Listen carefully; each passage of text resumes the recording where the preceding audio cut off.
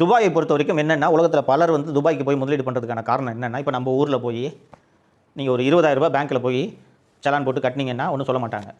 20 லட்ச ரூபாய் கொண்டு போய் நீங்கள் பேங்க்கில் சலானில் கட்டினீங்கன்னா, டே உனக்கு ஏது காசுன்ட்டு உடனே வருமான வரித்துறைக்கு தகவல் அனுப்பிடுவாங்க இல்லையா? ஆனால் துபாயில் எப்படின்னா 100 கோடி ரூபாய் கொண்டு போய் நீங்கள் வங்கியில் கட்டலாம் ரொக்கமாக.